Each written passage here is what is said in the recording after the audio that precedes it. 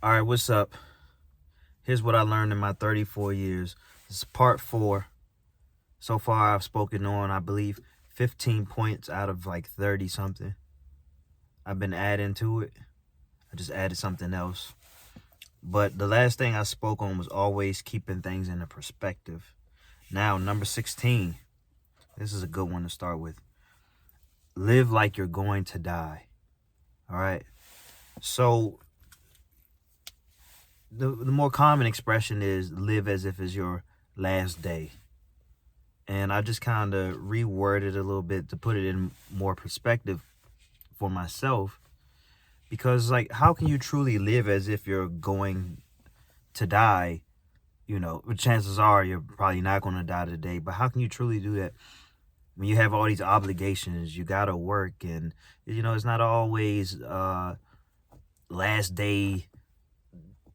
It's how I hate to say this, but it's not giving last day activities. You know what I mean? Like, if it were my last day, you know, or some people say, oh, if it was my last day, I'd do a whole bunch of cocaine. I'd spend all my money, and that's irresponsible. You know what I mean? And, you know, you say, oh, it's hard to live my last day. When, you know, like I said, I got to work this job. I got to take the kids to school. I got to pick the kids up from school. I got to do the routine. So what it means for me to truly live as if you're about to die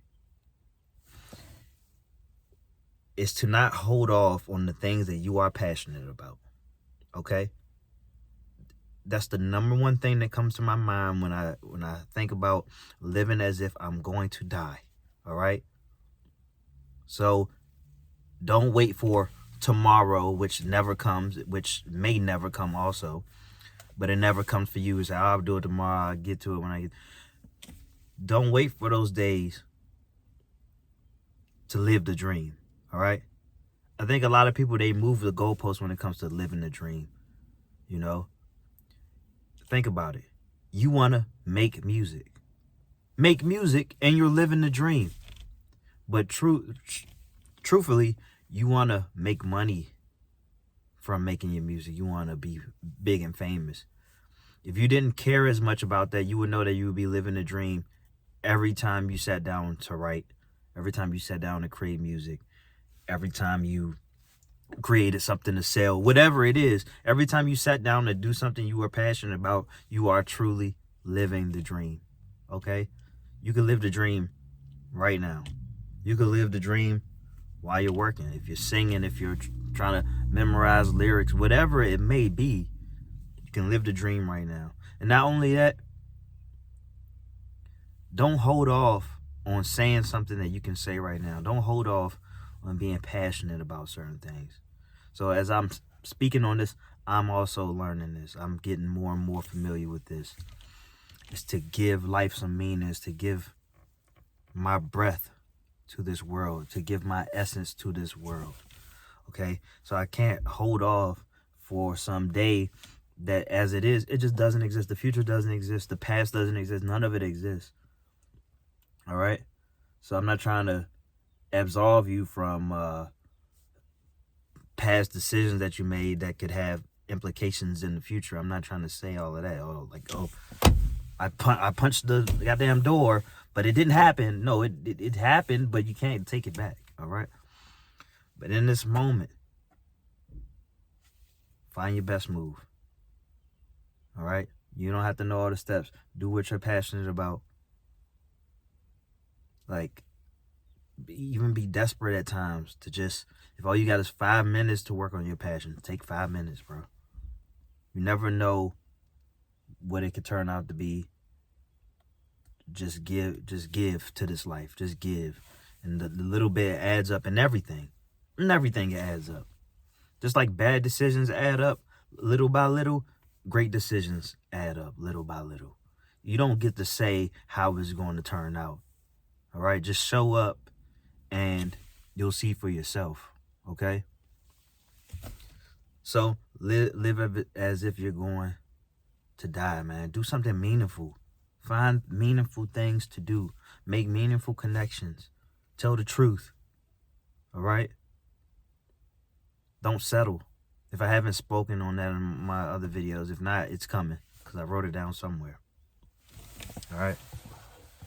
And I could go on and on about that. All right. And I'll probably double back for another video.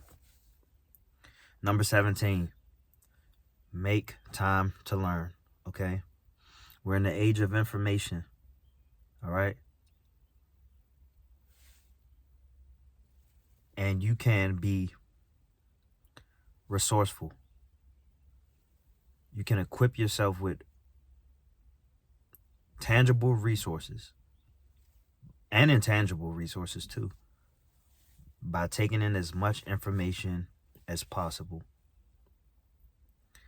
And you come to the table, let's say, with a problem. The problem is vague.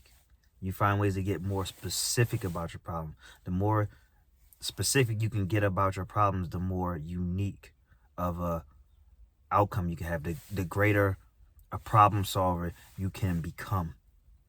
Okay, so always seek the information. Some information, it might not be useful to you now, all right? Perhaps you're reading up on or watching videos on what to do with this money, with this amount of money, with this loan, whatever. It ain't really hitting for you right now. You don't even have that money. But then there might come a time, this has happened to me before, but there may come a time where you just come across a whole bunch of money and you're like, oh, I can do it now. All right, now it's all coming together because your brain is working in the background as you are acquiring information. Now, you got all this talk about the algorithm and social media and the search engines and all that. The algorithm, it's based on the human brain.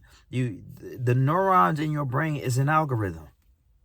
So as you learn new information, it connects with old information and gives birth to even more information. Okay? So that's why it's imperative to put, in your opinion, you know, by your standards, to put the best information you can in your mind, because it will pay dividends by connecting with what you already know. All right? And it just keeps progressing in the background and also actively as you learn more about a particular subject. Or you may learn something about a totally different subject, or you may be embarking on something completely different. And information that you had about a different subject, a different career path, whatever it is, it gives you a unique perspective in this. It happens all the time. It's just like baseball players, they make for great quarterbacks. They can be really precise. I mean, think about this. When you're throwing a baseball, you're throwing it from 60 about 60 and a half feet, and you have a small arbitrary box where the baseball has to go. You have to be very precise. So a lot of top football players right now, Patrick Mahomes, Russell Wilson, I can't remember his name right now. God, that's going to blow me. But dude from the Cardinals, the quarterback from the Cardinals, all pitchers, if I'm not mistaken, all pitchers. And it's bothering me that I can't remember his name right now. Kyler Murray. I wasn't going to stop until so, and by the way, I mean, football and baseball is a bit related, but it gives you a unique approach to it, like Patrick Mahomes, he throws it in a certain way. Now, I don't want to talk, this isn't necessarily about sports, but it just goes to show, okay? So just get out there and learn as much as possible. And, I was speaking about the algorithm, and YouTube has a very fantastic algorithm. So put more into that algorithm, it's like casting votes on what you will want to learn about, and spend more time just learning. And that'll lead you to something that's related or something that's slightly related. You're just picking up all this information. You might not know what to do with it right now, like I said, but in the future, it's going to make sense. In retrospect, it's going to make sense. But if you find yourself just circling and you're trying to match your circumstances, meaning, okay, you don't have much going for you, so you're going to do what people who don't have much going for them does, whether that means Okay, you might work a dead-end job and then you go home and maybe you can watch some TV for a couple hours, and maybe you drink yourself to sleep or whatever it is, smoke yourself to sleep, whatever it is, and it's the same old routine. No, think beyond your routines. By the way, if you're okay with that, it's fine. But if you're not, think beyond those circumstances so you can advance, okay, just little by little, and it compounds. So number 18 is to take shots. I'm not talking about drinking, but I'm just like similar to what I was just saying. You like cast your vote towards who you want to be. Like put yourself out there, okay? You want to paint, you paint, and you just put it out there. You know, you got to ship. You want to make some books, you make some books. Put it out there. Put it out there. We want to get into this routine at our best, where we create and put out, create, put out, create and put out. Because what's the alternative? Consume, consume, consume.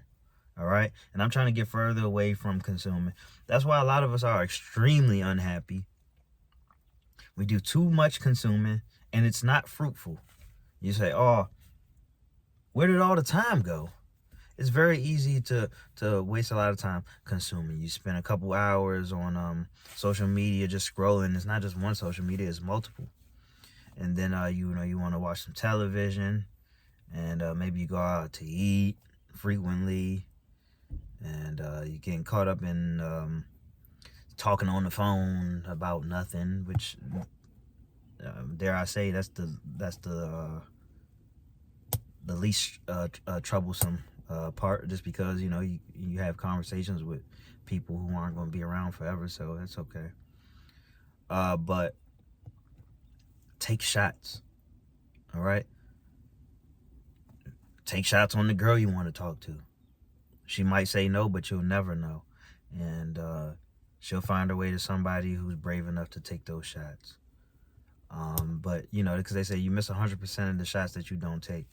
And one of my favorite quotes to recite, because I heard this in this animal documentary, and it said, most predators fail most of the time, okay?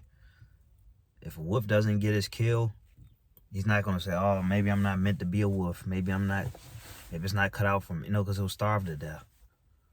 And wolves, they're willing to, for example, not just wolves, but wolves, they'll starve for days until they get something to eat, man. That's how you gotta. Are you in or are you out? Do you want it or not? Take those shots. Why not you? Why not you? Take those shots. Okay, it's your turn. Take those shots. You're gonna regret it. You might be looking at your life now full of regret, and that regret is gonna get even worse years down the road, months down the road. Or you say decades down the road. No, stops here. Take some shots. If you miss, you miss. People miss. Nobody in the MLB, Major League Baseball, nobody's batting 1,000, meaning nobody hits the ball 100% of the time. The top players, hey, maybe they hit the ball 28% of the time. If you're hitting the ball 30% of the time or 31% of the time, you're elite. You're getting paid more than, you're getting paid more than God, okay? Nobody's thinking about the 70% of the time they can't hit the ball, the 75% of the time they can't hit the ball. It's all about what you do when you hit the ball, all right? So the genius aspect is to give yourself many shots. The law of probability, like I call it the raffle ticket effect. Okay, you buy a raffle ticket, you might win a prize. You buy 10, your chances increase by 10. You buy 100, your chances increase by 100. All right? So any space you want to take up, just cast more votes, throw more shots at that specific thing. Take some shots. All right? Where are we? Number 19, be honest. It's funny because a lot of these things that I'm speaking on, I'm like speaking to myself, so it's a little bit uncomfortable, but I'm like pushing through. And be honest. And simply put, be honest with yourself. All right? No game of sour grapes, okay? If you don't know what sour grapes is, a fox couldn't get a a grape that was hanging up high or whatever from a vine, and he said, it's probably sour anyway. You know, who wants that? You know, sour grapes, which a lot of guys do when they can't get women that they want. They say, oh, you know, she probably stinks, or she's stupid anyway, she's fat anyway, nobody else gonna want. You know, they'll say things like that. No sour grapes with your life, okay? Just because you don't have it doesn't mean you have to convince yourself that you don't want it, you know? And it's funny because I know people who actually think like that.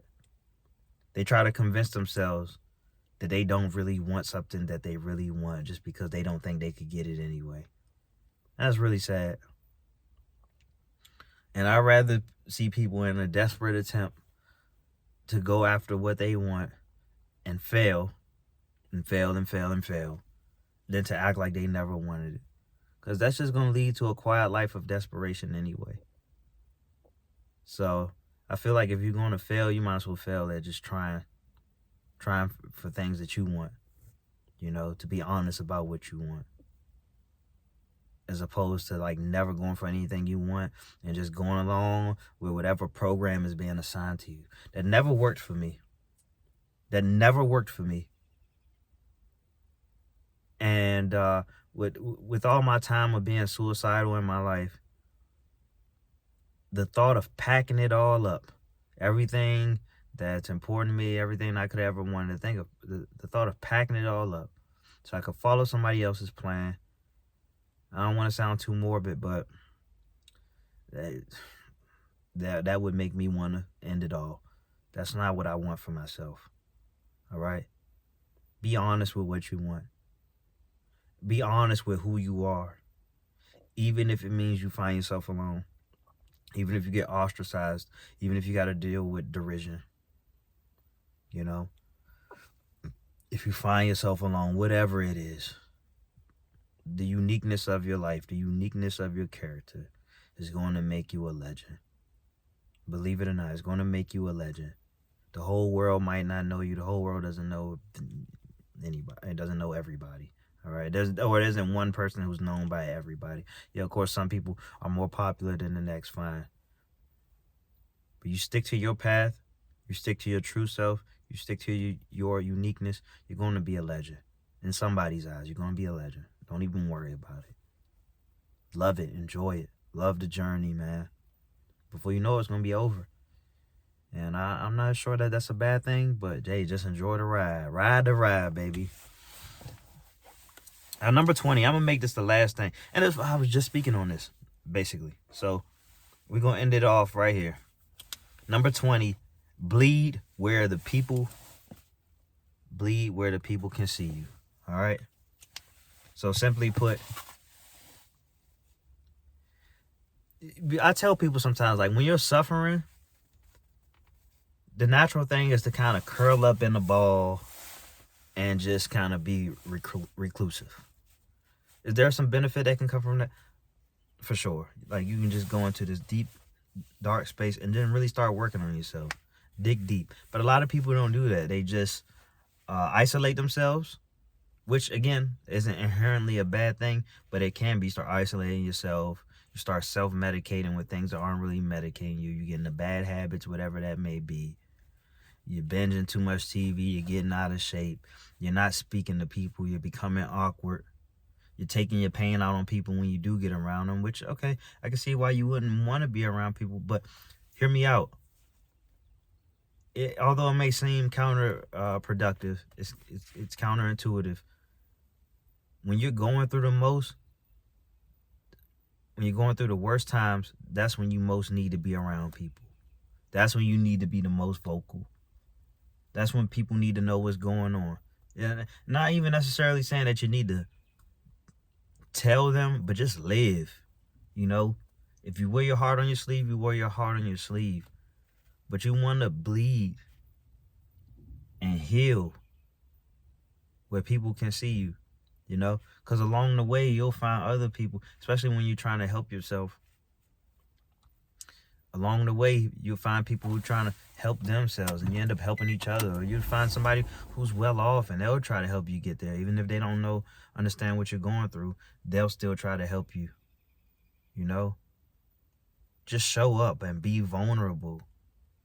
And be in the moment and be willing to feel pain in real time. And to what I was saying on my 19th point, to be honest, let people know what's going on, instead of saying, oh, hey, how you doing? Oh, I'm good, or I'm fine, which, you know, I don't really mind. But sometimes, especially, you know, you're making small talk, but sometimes, hey, look, not so good, man.